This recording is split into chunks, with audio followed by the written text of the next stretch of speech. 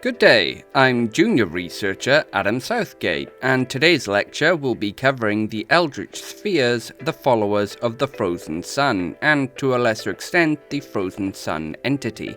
I'd appreciate that all hunters please subscribe, as to not miss any future lectures, and also, if you enjoy the lecture and find it informative, please like the video and click the bell to ensure you don't miss any future lectures. I would also be very happy to hear your thoughts, views, and stories of your interactions with the monsters of the spheres in the comment area of this video. Also, I'd be happy to answer any questions you may have. So, to begin, as always, we'll start with our general announcements.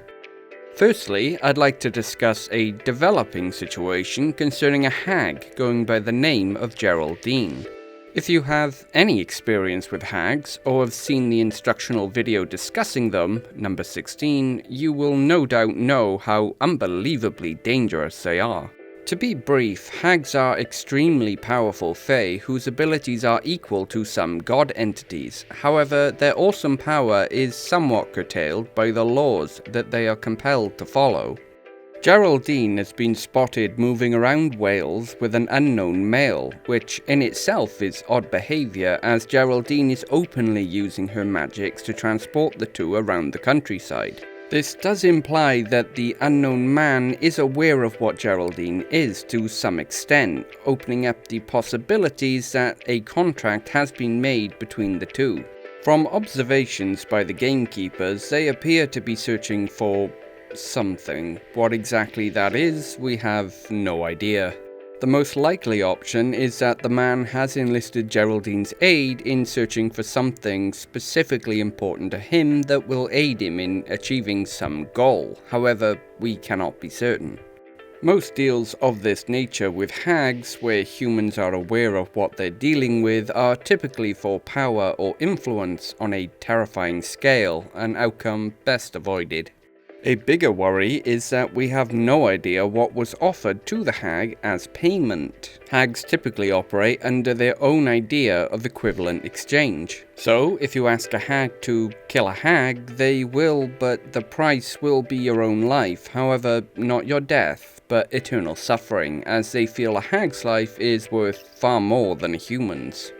In the past, people have offered entire nations as payment for such deals, and although they have been mostly unsuccessful, there have been those that have unfortunately succeeded, such as the case of the country of Diflanov.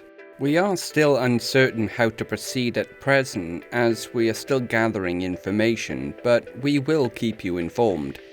Secondly, an outbreak of Eddard's Folly has claimed the small town of Fishguard. The anomalous infection begins with carrier fish and then spreads to humans via skin contact or ingestion. From here it quickly spreads as victims develop the ability to also spread the infection via touch and begin to be compelled to do so. As time passes, they will morph and mutate into abominable entities all their own and then collectively enter the sea. This must be avoided at all costs, as we believe that these individuals are used as food for the larger entity known as the Maw. As we are unable to reach where we believe the entity is located, our only option is to deprive it of what we believe is its primary food source. To this end, we require hunters at journeyman rank or above to enter the town in protective gear for obvious reasons and apprehend those within.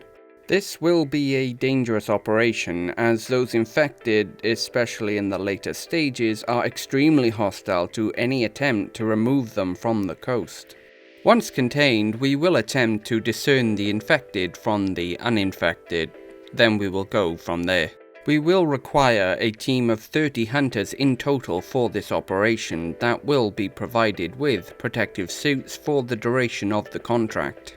Those hunters that do take on the operation will need to submit to a week-long stay within our quarantine facility after the job is done, so that we can ensure that you have not also become infected. If you are interested, please contact your local order office. When discussing the followers of the Frozen Sun, we must first attempt to explain the Frozen Sun entity. The Frozen Sun entity, though that is not actually its name and merely our designation for it, is an entity hailing from the Eldritch sphere.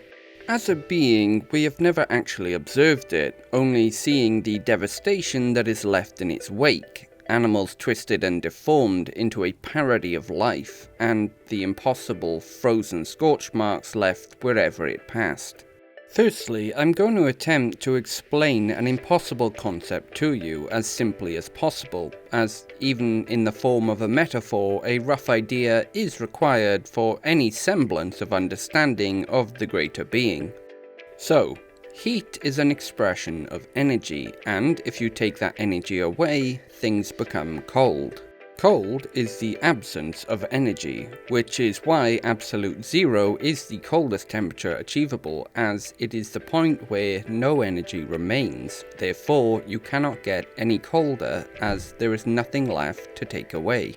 The Frozen Sun entity is anathema to this concept.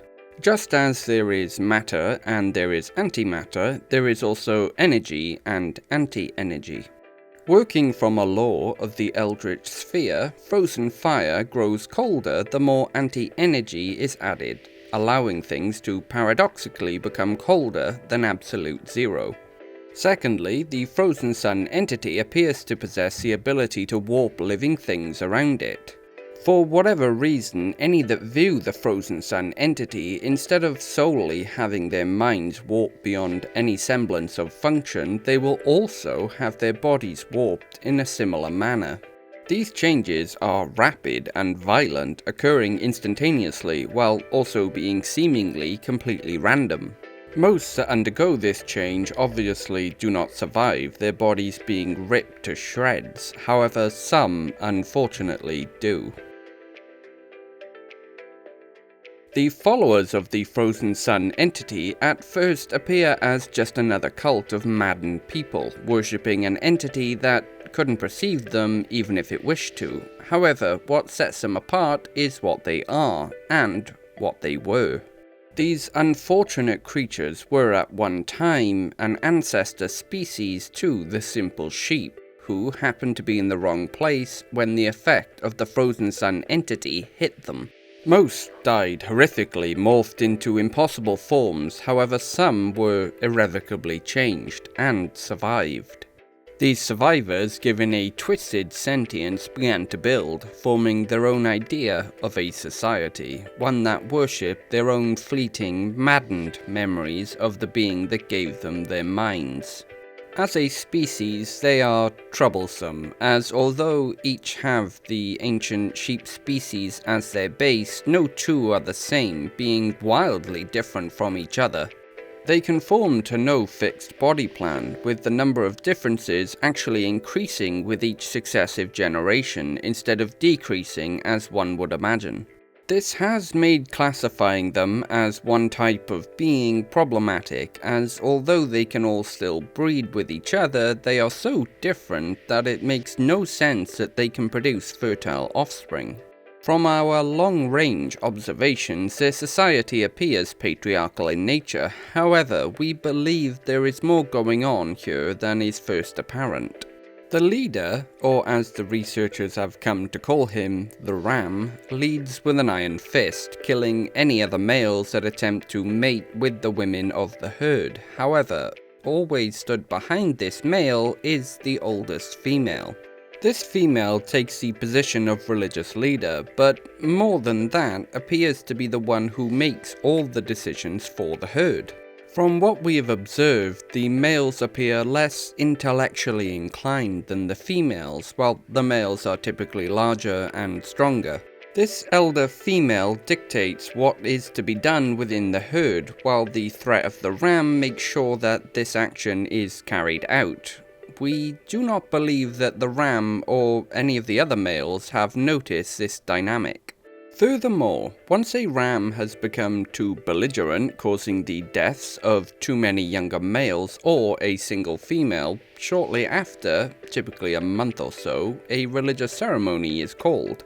This ceremony appears identical to their version of a funeral. However, who would be the deceased, the ram, is still very much alive. After speaking what we think are words honoring the ram's achievements and victories, a great feast is held.